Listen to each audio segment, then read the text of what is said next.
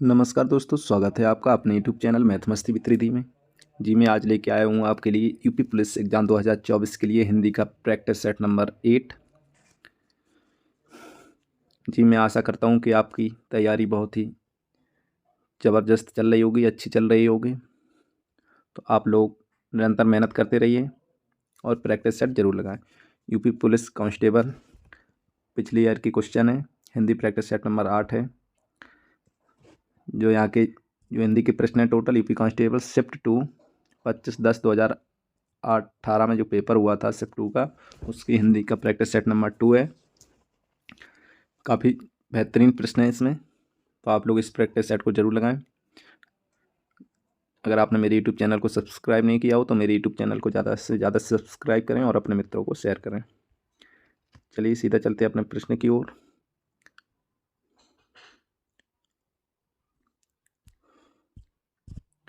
पहला प्रश्न है मेरा, क्रमवाच्य में प्रधान होता है।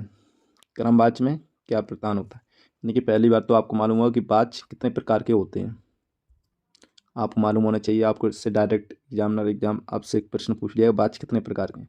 वाच्य मुख्यतः 3 प्रकार के होते हैं, कृतवाच्य, क्रमवाच्य, भाववाच्य। तो इसमें क्या पूछा है? क्रमवाच्य में प्रधानता होता है। कर्तावाच्य होगा? नहीं। भाववाच्य होगा? नहीं। विचार होगा? नहीं होगा। तो इसके क्रमवाच्य में प्रधानता होगी क्रम की, तो इसका राइट आंसर हो जाएगा ऑप्शन नंबर डी। नेक्स्ट प्रश्न है, जिन शब्दों में लिंग, वचन, कारक आदि के कारण कोई परिवर्तन नहीं होता है तो उसे क्या कहते हैं? क्रिया कहलाते हैं, वचन कहलाते हैं, अव्यय कहलाते हैं, वाच्य कहलाते हैं। बताइए, काफ़ी महत्वपूर्ण प्रश्न है। क्रिया कहलाते हैं? नहीं। वचन? नहीं। अब वाच्य क्या होते हैं? वाच्य जैसे कि अपने आप पढ़े हैं तो वाच्य तो हो ही नहीं सकता है, यानी कि लिंग, वचन, कारक 3 की बात की है कि कारण कोई परिवर्तन नहीं होता। इसका राइट आंसर हो जाएगा ऑप्शन नंबर सी। अब आपको बताने कि अव्यय कितने प्रकार के होते हैं। मैं आपको बताऊंगा अव्यय कितने प्रकार। अव्यय मुख्यतः 5 प्रकार के होते हैं। में से कौन कौन से होते हैं? क्रिया विशेषण अव्यय, संबंध बोधक अव्यय, थर्ड हो जाएगा अपना समुच्चय बोधक अव्यय, फोर्थ हो जाएगा विस्मयादि बोधक अव्यय, और अपना पांचवा हो जाएगा निपात अव्यय। अव्यय मुख्यतः 5 प्रकार के होते हैं, तो इसका राइट आंसर हो जाएगा ऑप्शन नंबर सी। अव्यय में लिंग, वचन, कारक आदि के कारण कोई परिवर्तन नहीं होता है। इनको आप याद कर लें अच्छे से। नेक्स्ट प्रश्न है, इस विराम चिन्ह का नाम बताइए। पूर्ण विराम, प्रश्नवाचक, अल्पविराम, योजक चिन्ह। बताइए, पूर्ण विराम कैसा होता है? ऐसा। प्रश्नवाचक चिन्ह, इसका राइट आंसर हो जाएगा ऑप्शन नंबर बी, प्रश्नवाचक चिन्ह। योजक चिन्ह कैसा होता है? अल्पविराम, ये हो जाएगा योजक चिन्ह। इसका राइट आंसर हो जाएगा ऑप्शन नंबर बी। नेक्स्ट प्रश्न है, मुहावरे अपना समान अर्थ न देकर अर्थ प्रकट करते हैं। विशेष, विपरीत, पर्याय, असमान। बताइए, मुहावरे अपना यानी कि मुहावरे को अपन दूसरे रूप से क्या कह सकते हैं? इसका राइट आंसर हो जाएगा विशेष। मुहावरे अपना समान अर्थ न देकर अर्थ प्रकट कर देते हैं, उसे विशेष कहते हैं। नेक्स्ट प्रश्न है आपके सामने,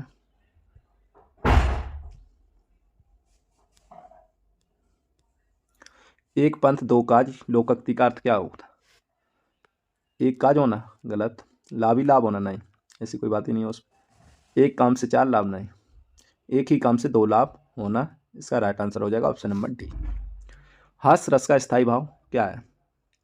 श्रृंगार का रति हो जाएगा, व्यवस्था को जुगुप्सा, तो इसका राइट आंसर हो जाएगा ऑप्शन नंबर फर्स्ट।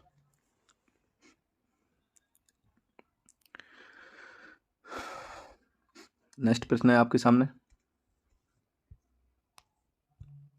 कुंडलियां छंद में कितने चरण होते हैं? 10, 6, 3, 4। कुंडलियां आपने पढ़ी होंगी, छंद का ही एक पार्ट है कुंडलियां, यहाँ से आपको प्रश्न मिल जाता है। तो इसमें मुख्यतः 6 भेद होते हैं। द्वार वाला में कितने होते हैं आपको मालूम होगा। नेक्स्ट प्रश्न है, वर्णों की एक से अधिक बार आवृत्ति किस अलंकार में होती है। अति महत्वपूर्ण प्रश्न है, वर्णों की एक से अधिक बार आवृत्ति किस अलंकार में होती है। उपमा अलंकार में होती है, नहीं। रूपक में होती है, नहीं। अनुप्रास अलंकार में होती है। इसका राइट आंसर हो जाएगा, जैसे कि ऑप्शन है तरनी तनुजा, तरनी तनुजा तट तमाल। तो यानी कि ता ता वर्ड की पुनरावृत्ति होती है। तो इसमें इसका राइट आंसर हो जाएगा ऑप्शन नंबर सी, तरनी तनुजा तट तमाल तरमर पोछाए। नेक्स्ट प्रश्न है अपना, शब्द की सबसे छोटी इकाई कहलाती है। स्वर, वर्ण, व्यंजन, अयोग्य। बताइए शब्द की सबसे छोटी इकाई क्या कहलाती है। आपको वर्णमाला से 1 से 2 प्रश्न आपको जरूर मिलेंगे। शब्द की सबसे छोटी इकाई हो जाती है वर्ण, वर्ण से मिलकर बनता है फिर शब्द हो जाता है। नेक्स्ट प्रश्न है, तपस्वी का स्त्रीलिंग रूप क्या होगा। तपस्वी, तपस्विनी, तपसी ये तो गलती हो जाएगा। तपस्या, कैसी नहीं, तापसी ये भी गलत। तो इसका राइट आंसर हो जाएगा ऑप्शन नंबर ए। नेक्स्ट प्रश्न है, आचार्य का पुल्लिंग शब्द क्या होगा। स्त्रीलिंग पुल्लिंग से आपको 2 शब्द मिलने वाले हैं, ये आप मान सकते हैं। आचार्य का पुल्लिंग शब्द गुरु, आचार्य, शिक्षक, आर। पुल्लिंग शब्द पूछा आचार्य का, आचार्य गुरु कहेंगे नहीं। आचार्य का पुल्लिंग हो जाता है आचार। Option number B right answer हो जाएगा।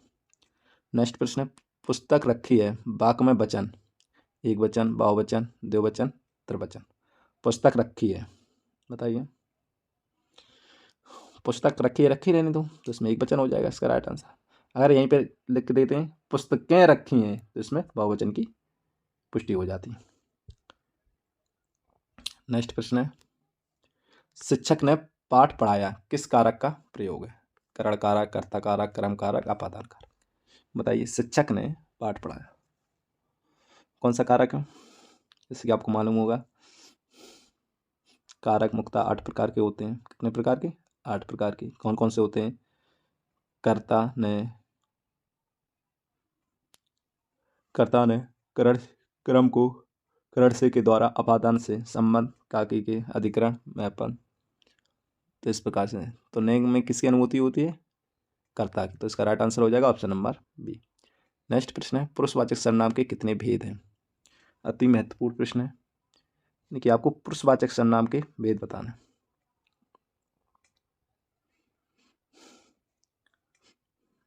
सर्वनाम से एक प्रश्न है, इसका राइट आंसर हो जाएगा ऑप्शन नंबर 3। पुरुषवाचक के 3 भेद होते हैं। 3 कौन कौन से होते हैं ये आपको बताना होगा। उत्तम पुरुष, मध्यम पुरुष, एक अन्य पुरुष हो जाएगा। ये मुख्यतः पुरुषवाचक के सर्वनाम के मुख्यतः 3 भेद हो जाते हैं। उत्तम, मध्य, एक अन्य पुरुष। ये आपको याद करना है क्योंकि आपको एग्जाम डायरेक्ट पूछ लेगा इसी प्रकार से। विशेषण के मुख्यतः कितने भेद होते हैं, जैसे कि यहाँ पे ये पूछ लिया। विशेषण, विशेषण कहते किसे हैं। विशेषण बताऊँ मैं आपको, संज्ञा सर्वनाम की विशेषता बतलाने वाले शब्द को विशेषण कहते हैं। विशेषण मुख्यतः 4 प्रकार के होते हैं। अब विशेषण होते कौन कौन से हैं। गुणवाचक विशेषण 1, संख्यावाचक विशेषण 2, प्रमाणवाचक विशेषण 3, संकेतवाचक या सार्वनामिक विशेषण। ये मुख्यतः 4 प्रकार के विशेषण होते हैं। तो इसका राइट आंसर हो जाएगा ऑप्शन नंबर बी। नेक्स्ट प्रश्न है, आपके सामने निम्नलिखित में से कौन सा विशेषण नहीं है। इसमें विशेषण पूछ लिया, पथरीला, नमकीन, बर्फीला, नमक। देखो पथरीला भी विशेषण है, नमकीन भी है, नमक से नमकीन में, बर्फीला बर्फ से बर्फी। तो ये इसका राइट आंसर हो जाएगा ऑप्शन नंबर डी, नमक विशेषण नहीं है। नेक्स्ट प्रश्न है, किसी कार्य का करने या होने का बोध कराने वाले शब्द कहलाते हैं काल, संज्ञा, क्रिया, विशेषण। बताइए किसी कार्य का करने या होने का बोध कराते हैं तो स्वाभाविक इसका राइट आंसर हो जाएगा क्रिया। किसी कार्य का करना क्रिया का बोध होता है। जैसे कि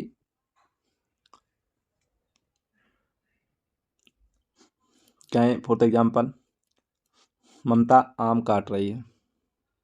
काटना क्या है? क्रिया, लगातार काट रही है। नेक्स्ट प्रश्न है, निम्न में से क्या काल कहलाता है? काल क्या है? क्रिया के घटित होने का समय, क्रिया का समान रूप, क्रिया का मूल रूप, क्रिया का पूर्ण रूप। क्या होता है? निम्न में से क्या काल कहलाता है? बताइए। तो इसका राइट आंसर हो जाएगा ऑप्शन नंबर फर्स्ट, क्रिया के घटित होने का समय। नेक्स्ट प्रश्न है, संस्कृत भाषा से हिंदी में बिना परिवर्तन के प्रयुक्त होने वाले शब्द कहलाते हैं तद्भव, तत्सम, देशज, विदेशज। अति महत्वपूर्ण प्रश्न है। एक बार प्रश्न पुनः रिपीट, संस्कृत भाषा से हिंदी में बिना परिवर्तन के होने वाले शब्द क्या कहलाते हैं? विदेशी शब्द क्या है? कैंची है, छैनी, इस प्रकार के विदेशी शब्द है तो बाहर से आए हैं इंडिया में। देशज, देशज जैसे कि लोटा है, टट्टी, ये देशज शब्द है। देशज शब्द काफ़ी तद्भव, तद्भव यानी कि तत्सम का तद्भव रूप बदल जाता है, तो यानी कि तत्सम जो बिना परिवर्तन के आए हैं, तो इसका राइट आंसर हो जाएगा option number B, right answer. निम्नलिखित में से तद्भव शब्द कौन सा होता है? तद्भव से पूछ लिया, ग्राम, अश्रु, सूर, माथा। तद्भव शब्द पूछा है इसमें से। आंसू का अश्रु हो जाएगा, सूर, ग्राम ये भी तत्सम है, तद्भव हो जाएगा माथा। इसका राइट आंसर हो जाएगा ऑप्शन नंबर डी। नेक्स्ट प्रश्न है, समान अर्थ बताने वाले शब्द कहलाते हैं विलोम शब्द, अनेकार्थी शब्द, पर्यायवाची शब्द, समान शब्द। समान अर्थ बताने वाले शब्द क्या कहलाते हैं? समान अर्थ बताने वाले यानी कि पर्यायवाची कहते हैं। अनेक अर्थ बताने वाले शब्द को अनेकार्थी कहते हैं। ठीक है, तो इसका राइट आंसर हो जाएगा ऑप्शन नंबर सी। अग्रज का सही विलोम क्या होगा? विलोम शब्द से प्रश्न पूछ लिया गया है। अग्रज का विलोम शब्द क्या होगा? अग्रज का छोटा होगा क्या? नहीं होगा। लघु होगा? नहीं। सूक्ष्म? नहीं। अग्रज का अनुज, यानी कि बड़े भाई का छोटा भाई को अनुज कहते हैं। नेक्स्ट प्रश्न, धन का मतलब क्या होता है? अंक, अर्थ, स्वार्थ, कोष। बताइए। धन का मतलब अंक होता क्या? नहीं। अर्थ होता कोई मतलब, स्वार्थ नहीं, कोष कहते हैं इसे धन को। तो इसका राइट आंसर हो जाएगा ऑप्शन नंबर डी। अपने जीवन पर स्वयं लिखी कथा वाक्यांश के लिए एक शब्द, रेखांक चित्र, संस्मरण, आत्मग्लानि, आत्मकथा।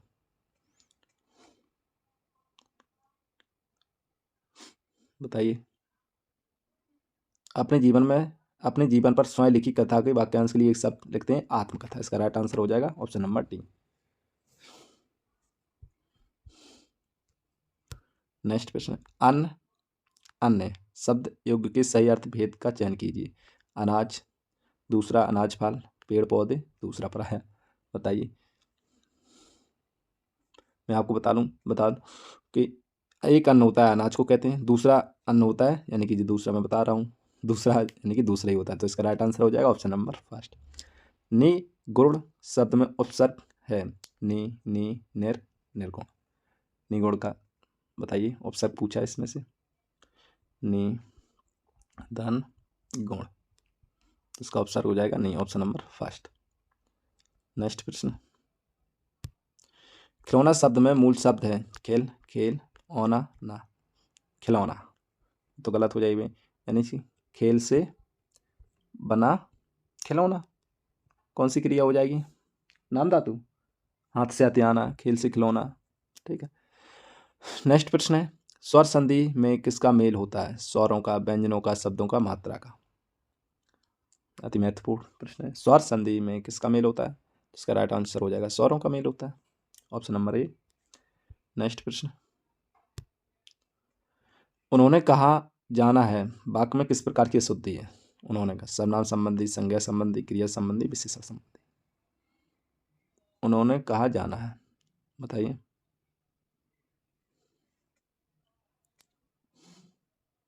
इसमें सर्वनाम संबंधी शुद्धि प्राप्त होगी और इसका राइट आंसर हो जाएगा ऑप्शन नंबर ए। समासिक पद को तोड़ना कहलाता है संधि, समास, समास विग्रह, समास विच्छेद। बताइए। यानी अपन संधि का क्या करते हैं, संधि को विच्छेद करते हैं। इसी प्रकार समास को अपन तोड़ते हैं तो क्या करते हैं, समास का विग्रह करते हैं। तो इसका राइट आंसर हो जाएगा ऑप्शन नंबर सी। नेक्स्ट प्रश्न है और आज का लास्ट प्रश्न है, और बरसी किसकी रचना है, रामवृक्ष बेनीपुरी की, रामधारी सिंह दिनकर की, सियाराम शरण की, आगे की। तो इसका राइट आंसर हो जाएगा ऑप्शन नंबर बी। मैं आपको बताना चाहूँगी कि रामधारी सिंह दिनकर जी की जितनी भी कृतियाँ या काव्य रचनाएं हैं, इनकी मैंने एक शॉर्ट ट्रिक बनाई है, एक ही लाइन में आपको याद करने में आसानी होगी। यूट्यूब चैनल पर जाइए, रामधारी सिंह दिनकर की शॉर्ट ट्रिक, आपको जितनी भी कृतियाँ हैं इनसे आपकी प्रश्न गलत नहीं होगा। और बस इनकी प्रमुख रचना है रामधारी सिंह दिनकर। ये थे आज के महत्वपूर्ण प्रश्न प्रैक्टिस सेट नंबर 8 के। मैं आशा करता हूँ आपका इसमें अच्छा स्कोर रहा होगा। तो आप लोग निरंतर मेहनत करते रहिए और प्रैक्टिस सेट आप जरूर लगाएं। तो मिलते हैं आपको नेक्स्ट वीडियो के साथ, तब तक के लिए गुड बाय।